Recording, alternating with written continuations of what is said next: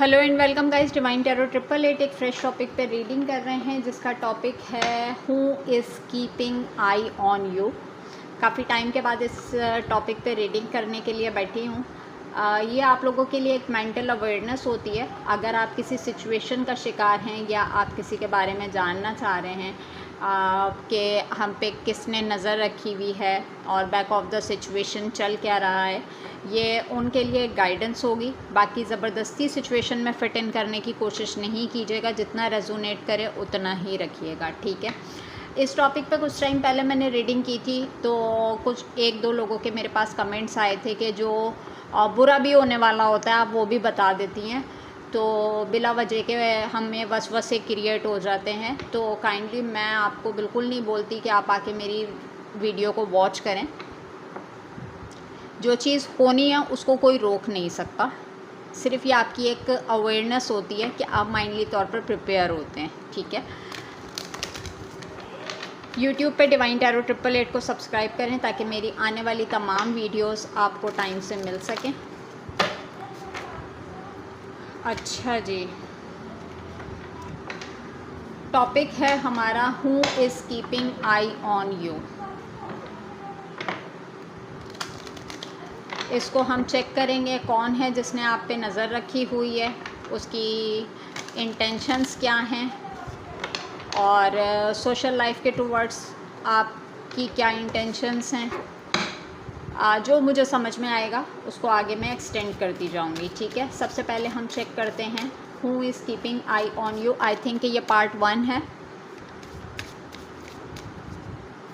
Personal reading के लिए number description box में मौजूद है, टिकटॉक के बायो में मौजूद है। पर्सनल रीडिंग कभी भी फ्री ऑफ कॉस्ट नहीं होती है। अच्छा जी, who is keeping eye on you. Community number 7, number 5 attachment, wow. Number 38 fourth chakra archangel Raphael, okay जी। Angel of strength number 50, feminine energy बहुत ज़्यादा एक्टिव है। Angel of balance number 49, 38 49 50, all tied up number 23। अच्छा जी, 3 cards में और लूँगी। Strategy number 21, number 9 broken heart and number 44 woman holding uh heart. अच्छा जी, सबसे पहले बॉटम डेक की अगर मैं बात करती हूँ तो एप्रिसिएशन का कार्ड है नंबर 15। आई थिंक के कार्ड्स आपको सही से विजिबल हों, ओके जी। अगर यहाँ पे मैं बात करती हूँ कि who is keeping eye on you, सबसे पहली चीज़ तो ये देख लें फेमिनाइन एनर्जी बहुत ज़्यादा एक्टिव है। ये आपके मुझे बहुत ही क्लोज़ मेंबर्स लग रहे हैं। ये फ्रेंड्स भी हो सकते हैं सॉरी, ये कम्युनिटी के लोग भी हो सकते हैं, आपका फ्रेंड सर्कल भी हो सकता है, आपका फैमिली सर्कल भी हो सकता है। कोई 3 लेडीज़ हैं जो कि आपके बारे में बहुत ज़्यादा डिस्कस करना पसंद करती हैं। आई थिंक कि आपने ना लोगों से डिटैचमेंट इख्तियार की है, ठीक है। और जब आपने डिटैचमेंट इख्तियार की तो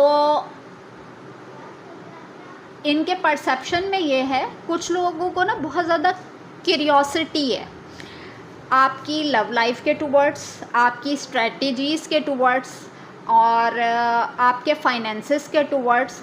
बहुत सारे लोग, वैसे तो आप मुझे यहाँ पे सिंगल इंडिपेंडेंट नज़र आ रहे हैं, बट बहुत सारे लोगों को ना ऐसा लग रहा है कि आपकी ना स्ट्रेंथ के पीछे यकीनन किसी का हाथ है।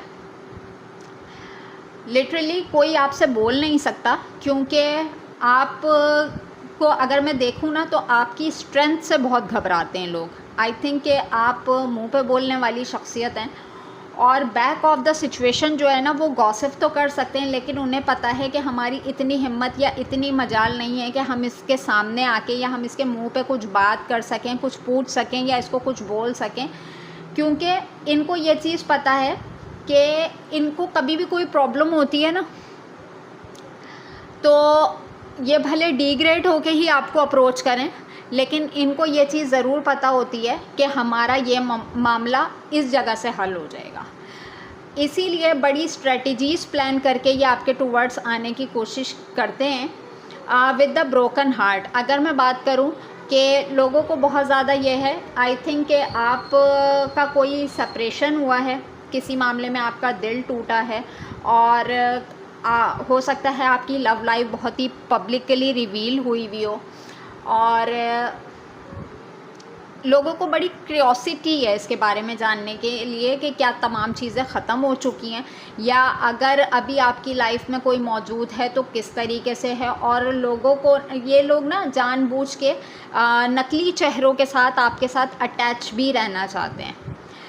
इससे होता क्या है कि मुझे ऐसा लग रहा है कि 2-3 लोग ऐसे हैं आपकी लाइफ में जो अलग अलग सिनेरियो से आपको कॉल्स करते हैं या मीटअप करते हैं, और अलग अलग लोग आपके बारे में जानने की कोशिश करते हैं कि मुझसे किस तरीके से बात की और मुझसे किस तरीके से बात की। फिर ये आपस में बैठ के गॉसिप करते हैं। और लेकिन अच्छी चीज़ ये है कि जो स्ट्रैटेजीज़ आपने अपनी लाइफ की प्लान की है ना, तो ये आप जिससे भी बात करते हैं ना, आपकी इनर सोल को कोई नहीं जान पा रहा। आई थिंक कि मुझे ऐसा लग रहा है कि अब आप उतनी बात करते हैं जितनी सामने वाले की ज़रूरत हो, यानी कि जिसे कहा जाता है ना कि मुद्दे की बात करो और दफ़ा हो यहाँ से। तो मुझे ऐसा लग रहा है कि आपने वो स्ट्रैटेजी अपना ली है, क्योंकि मुझे यहाँ पर ऐसा लग रहा है कि तमाम चीज़ें अब आपने ख़त्म कर दी हैं, आप थक चुके हैं।